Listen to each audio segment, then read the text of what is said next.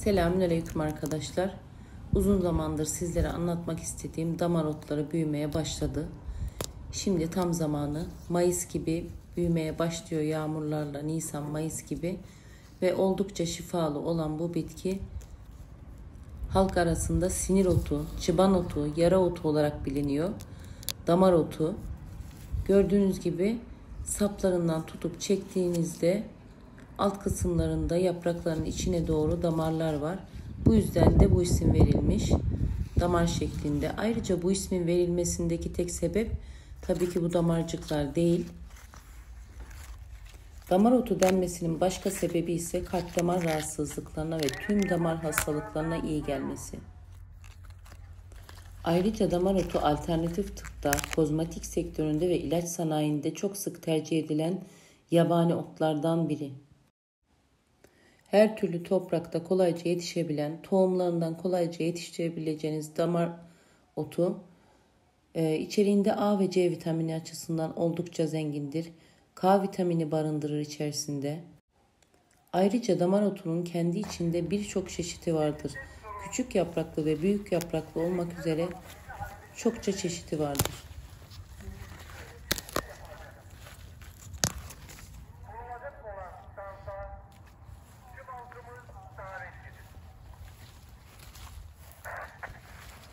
Damar otu Mayıs ve Nisan ayında söylediğim gibi çıkmaya başlar ve Eylül ayına kadar bol bol yaprak verir arkadaşlar.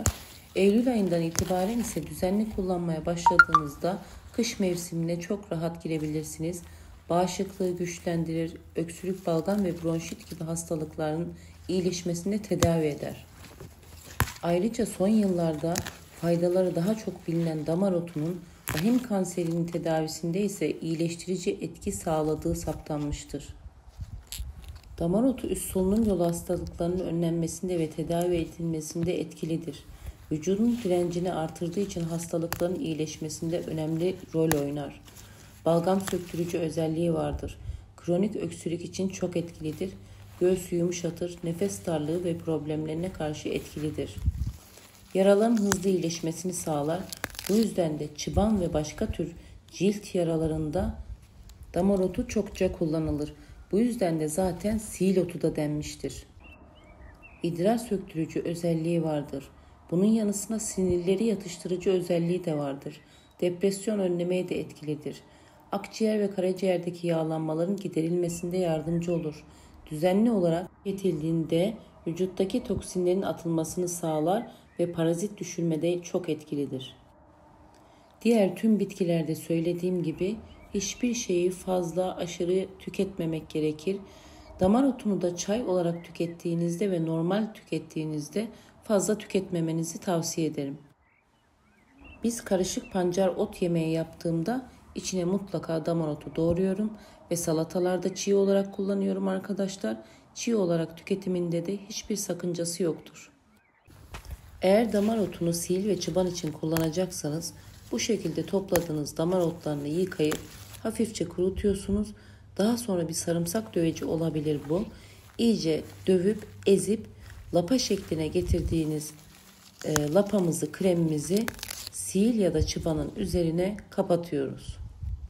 Lapa şeklinde uyguladığımız damar otumuzu sabah akşam uygulayabilirsiniz. Sabah akşam 10 dakika bekletmeniz yeterli olacaktır arkadaşlar. Tabii ki sil otu, damar otu deniyor ama her vücutta aynı tepkiyi göstermez. Her vücuda şifa vermeyebilir. Bu yüzden her bitkiye ya da her ota bu beni kesin iyileştirir gözüyle asla bakmayın. Şifa Allah'tan. Umarım şifa bulursunuz inşallah.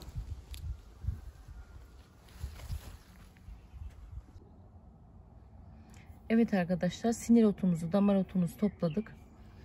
Şimdi gördüğünüz gibi damar otlarımızı bu şekilde topladık. Kurutması o kadar kolay ki sadece bir tepsi üzerine bu şekilde serdiğinizde çok çabuk kuruyor arkadaşlar.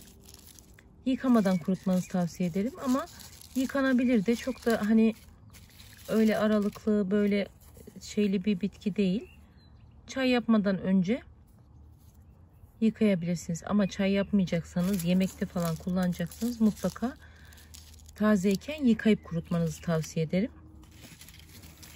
Çok çabuk kuruyor zaten. Yıkadıktan sonra bir havlu üzerine koyabilirsiniz. Daha sonra tepsiye koyup kurutabilirsiniz arkadaşlar. Şimdi arkadaşlar, peki bu kurusunu nasıl kullanabiliriz? Bunu böyle parçalayıp yemeklerinizde kullanabilirsiniz. Rondodan geçirip nane gibi bütün yemeklerinizin içine koyabilirsiniz. Çay şeklinde tüketebilirsiniz. Birçok faydası var arkadaşlar, saydığım gibi, söylediğim gibi.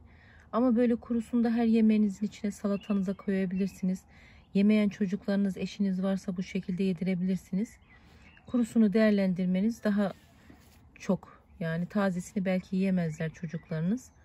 O yüzden kurusunu yemeklere kattığınızda hiç tadında bir değişiklik olmayacak. Nane gibi mutlaka her yemeğe katmanızı tavsiye ederim arkadaşlar.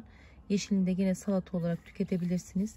Hafif acı bir tadı var ama hindiba kadar acı değil, kara hindiba kadar acı değil. Ama yenilebilir bir tür. Karışık yemeklerinizde kullanabilirsiniz.